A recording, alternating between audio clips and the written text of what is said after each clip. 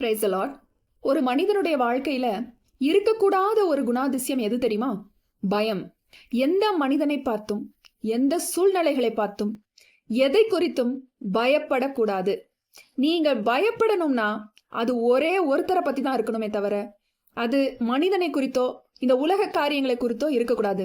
நீங்க பயப்படுகிற பயம் தேவனை குறித்து மாத்திரம்தான் இருக்கணும். தேவனுக்கு பயப்படுகிற பயம் மட்டும்தான் உங்க வாழ்க்கையில இருக்கணும்.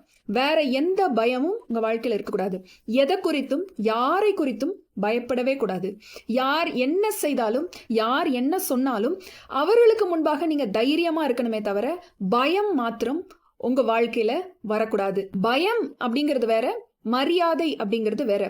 பயம் அப்படிங்கிறது இருதயத்துல உண்டாகிற ஒரு திகில். எந்த மனிதனை குறித்த ஒரு மரியாதை இருக்கலாமே தவிர பயம் நமக்கு அவசியம் இல்லாதது. பயப்பட வேண்டிய அவசியம் இல்லை. ஏன்னா இந்த உலகத்துல தேவனை காட்டிலும் பெரியவர் யாரும் இல்லை. தேவனை காட்டிலும் பெரிய பிரச்சனை யாரும் இல்லை. தேவனை விட பெரிய பொறுப்பில் இருப்பவர்கள் யாரும் இல்லை. தேவனை மீறி உங்க வாழ்க்கையில எதுவும் யாராலும் செய்யவே முடியாது. அதனால நீங்க தேவனுக்கு மாத்திரம்தான் பயப்படணுமே தவிர வேற யாருக்கும் பயப்பட வேண்டிய அவசியம் இல்லை.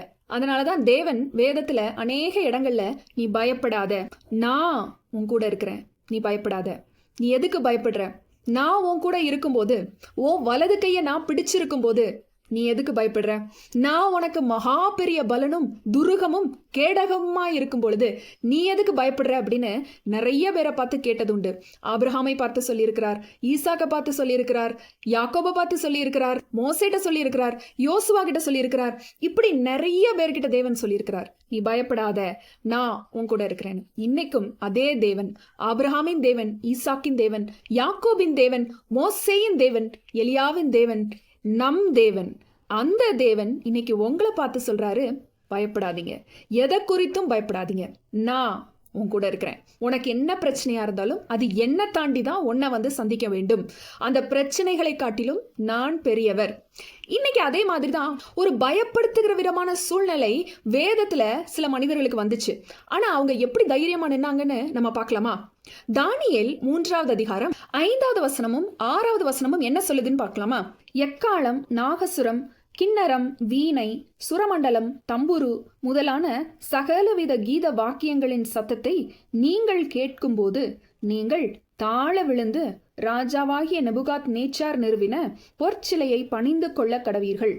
எவனாகிலும் தாழ விழுந்து அதை பணிந்து கொள்ளாமற் போனால் அவன் அந்நேரமே எரிகிற அக்கினி சூளையின் நடுவிலே போடப்படுவான் என்றார். அதாவது பாபிலோன் ராஜாவாகிய நெபுகாத் நேச்சார் ஒரு ஆணையிடுறாரு அந்த மக்களுக்கு. என்ன ஆணையிடுறாருன்னா, ஒரு பெரிய பொற்சிலையை நிறுவுகிறார். நிறுவி இந்த சிலையை எல்லாரும் வணங்க வேண்டும். எக்காலம், நாகசுரம், கிண்ணரம், வீணை, சுரமண்டலம் இப்படிப்பட்ட கருவிகள் வாசிக்கப்படும் பொழுது எல்லாரும் தாழ விழுந்து அந்த சிலையை பணிந்து கொள்ள வேண்டும் அப்படின்னு ஒரு தேசத்தின் ராஜா கட்டளை போடுகிறார். தேசத்தின் ராஜா கட்டளை போடும்போது அதை எந்த மனுஷனும் என்ன செய்ய முடியாது? மீற முடியாது. அதை மீறுகிறவன் பெரிய தண்டனைக்குட்படுவான். இங்க அப்படி மீறுகிறவங்களுக்கு என்ன தண்டனை சொல்லப்பட்டிருக்கிறதுனா, எரிகிற தீச்சூளையில தூக்கி போட்டுருவாங்க. இங்க எல்லா ஜனங்களும் தாழ விழுந்து பணியறாங்க. அப்போ ஒரு 3 வாலிபர்கள் நாங்க தலை வணங்க மாட்டோம் அப்படின்னு சொல்றாங்க. அவங்க என்ன சொல்றாங்கன்னு பாப்போமா? தானியேல் 3வது அதிகாரம் 14வது வசனமும் 17வது வசனத்தையும் நான் வாசிக்கிறேன். ஷாத்ராக், மேஷாக், ஆபத்நேகோ என்பவர்கள் ராஜாவை நோக்கி, நெபுகாத் நேச்சாரே, இந்த காரியத்தை குறித்து உமக்கு உத்தரவு சொல்ல எங்களுக்கு அவசியமில்லை.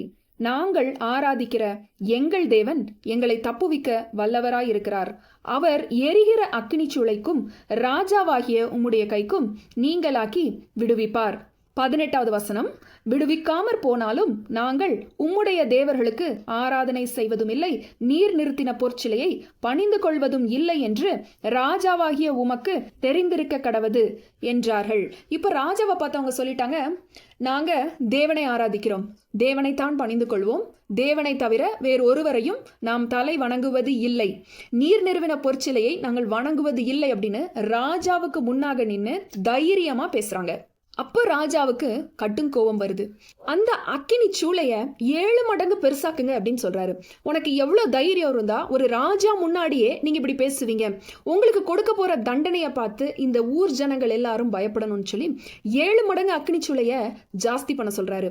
இவங்களை தூக்கி கொண்டு போய் உள்ள போட்ட சேவகர்கள் முதற்கொண்டு அந்த தீ அவங்கள எரிச்சு சாம்பலாக்கிருச்சு.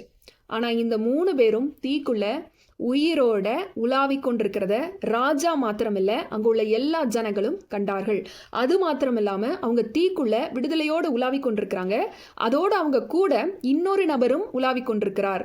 அது யார் அப்படின்னு பார்த்தா கர்த்தராகிய இயேசு கிறிஸ்து அந்த இடத்துல அவங்களோடு கூட தீக்குள்ள உலாவிக் கொண்டிருந்தார். ராஜாவுக்கே ஆச்சரியம், நம்ம 3 பேரை தானே உள்ள போட்டோம், ஆனா இப்ப 4 பேர் உள்ள உலாவுறாங்களே, இது எப்படி ஆகும்னு ராஜாவுக்கே ஆச்சரியம். அப்போ ராஜா அவங்கள வெளியில கொண்டு வர சொல்றாரு. அவங்க 3 பேரும் வெளியே வர்றாங்க.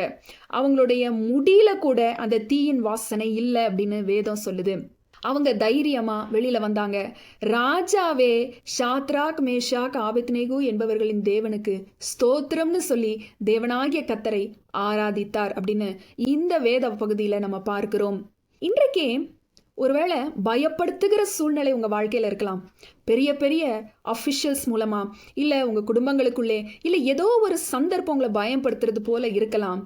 நீங்க ஒன்று ஞாபகம் வச்சுக்கொள்ளுங்க, உங்க கூட உயிருள்ள தேவன் ஒருவர் இருக்கிறார். அவர் சொல்றாரு, நீ எதுக்கும் பயப்படாத, நான் உன் கூட இருக்கிறேன், நான் உன் வலது கையை பிடிச்சு உன் கூடவே இருக்கிறேன், நான் உன் கூட இருக்கும்போது நீ எதுக்கு பயப்படுற, நான் பார்த்து கொள்ளுவேன், பயத்தை உன்னை விட்டு எடுத்து போடு, சந்தோஷமா இரு, சமாதானமா இரு, உனக்காக நானே யுத்தம் செய்வேன்னு கர்த்தராகிய தேவன் சொல்லுகிறார். பயப்படுகிற காரியத்துல உங்களுக்கு மிகப்பெரிய அற்புதத்தை செய்து யார் யார் உங்களை பயப்படுத்துகிறாங்களோ அவங்களே ஆச்சரியப்படும்படிக்கு உங்க வாழ்க்கையை கர்த்தர் மாற்றிவிட வல்லமையுள்ள தேவனாய் இருக்கிறார்.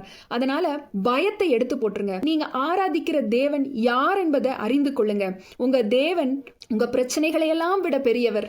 உங்க பயப்படுத்துகிறவர்களை விட அவர் பெரியவர். உங்க பிரச்சனை அவருக்கு ஒன்றுமே இல்லை. ஒரு நொடி பொழுதுல உங்க பிரச்சனை அவரால் மாற்றி போட முடியும். அதனால நீங்க பயப்பட வேண்டிய சூழ்நிலை வந்தாலும் நீங்க தைரியமாய் அதை ஃபேஸ் பண்ணும்போது அதை அவர் அற்புதமாக மாற்றி தருவார். நம்ம ஜெபிக்கலாம். பரம தகப்பனே, இந்த நாளிலும் எங்களை பயப்படுத்துகிற சூழ்நிலைகள் அநேகம் உண்டு. அநேக ஜனங்கள் எழும்பி இருக்கலாம். பயப்படுத்துகிற பிரச்சனைகள் ஒருவேளை தலைவிரித்து ஆடலாம். என்ன நடக்குமோ தெரியவில்லையேன்னு பயப்படுத்துகிற சூழ்நிலை இருதயத்திலே கலக்கம் உண்டாக்கலாம்.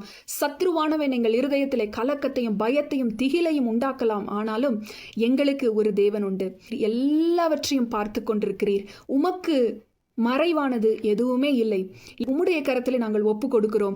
அந்த பயத்தை எல்லாம் நீக்கி போடுங்க. நீங்க அந்த காரியத்தை சுலபமாய் மாற்றி கொடுங்க. நாங்கள் பயப்படுகிற காரியம் எங்களுக்கு வந்து நேராதபடிக்கு தடை செய்து போடுங்க. நீங்க பெரிய அற்புதத்தை செய்யுங்க. எங்க வாழ்க்கையில உள்ள எல்லா பயப்படுத்துகிற சூழ்நிலைகளையும் உங்களுடைய கரத்துல நாங்கள் ஒப்பு கொடுக்கிறோம். நீங்க பார்த்து கொள்ளுங்க. கிருபையாயிருங்க, உதவி செய்யுங்க. மீட்பர் இயேசு கிறிஸ்துவின் இன்ப நாமத்தில் ஜெபிக்கிறேன் ஜீவனுள்ள நல்ல பிதாவே, ஆமேன். கர்த்தர் உங்களை ஆசீர்வதிப்பாராக. நீங்க பயப்பட வேண்டாம். ஆமேன்.